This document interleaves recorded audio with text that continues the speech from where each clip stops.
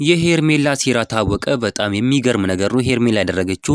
እንደሚታወቀው እንግዲህ ሄርሜላ አብርሽና ሩታ አንድ ላይ ሆኖ ህይወታችሁ ውስጥ አልገባም ከዛሬ ጀምሮ ብላ ተናግራ ሄዳ ነበር። ነገር ግን ለካ እሷ ሌላ ሴራ ሌላ ተንኮል አስባ ነበር። በጣም የሚገርም ነገር ነው የምነግራችሁ። እንግዲህ ውዶቼ እኔ እንቁ ናችሁ ፋሚሊዎች ቻናሉ ሰብስክራይብ ቪዲዮን ላይክ ማድረጋችሁን እንዳትረሱ።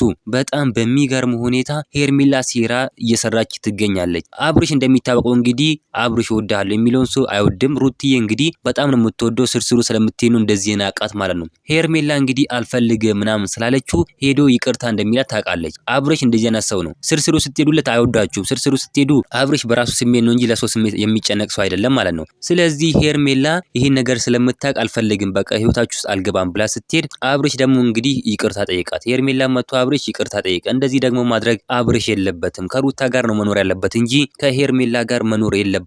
አብርሽ እንደዚህ ማድረግ የለበትም እንላለን ማለት ነው። ይሄ ደግሞ ትክክለኛ ነገር አይደለም፣ ተገቢም አይደለም፣ ትክክል አይደለም ይሄ ነገር። ስለዚህ በጣም በሚገርም ሁኔታ ሄርሜላ ሴራዋ ተሳክቷላታል። ሄርሜላ ሴራ መሰራው ሴራ በሙሉ እየተሳካላት ይገኛል ማለት ነው። ስለዚህ እኛ ምን እንላለን? ፍትህ ለልዑሌ ፍትህ ለሩትዬ እያለን ኮሜንት ላይ መጻፋችሁንም እንዳትረሱ። ፍትህ ለነሱ ይገባል። ስለዚህ በጣም በሚገርም ሁኔታ የሄርሜላ ሴራ ተሳክቶላታል። እኛ ደግሞ ፍትህ ለሩትዬ እያለን ኮሜንት ላይ መጻፋችንን አንረሳም። የሩትዬ ሀቅ መውጣት አለበት፣ እኛ እሷን ሀቅ ማውጣት አለብን ማለት ነው። ስለዚህ ኮሜንት ላይ የገባችሁ ሁላችሁ መጻፋችሁ እንዳረሱ። ለዚህ ቻናል አዲስ ከሆናችሁ የሩትዬ ደጋፊ ከሆናችሁ ቪዲዮ ላይክ ቻናሉ ሰብስክራይብ ማድረግ እንዳረሱ። በሌላ ቪዲዮ እስከምንገናኝ በያላችሁበት የዓለም ዳርቻ ሰላማችሁ ብዝት ይበልልኝ። ደህና ሁኑልኝ።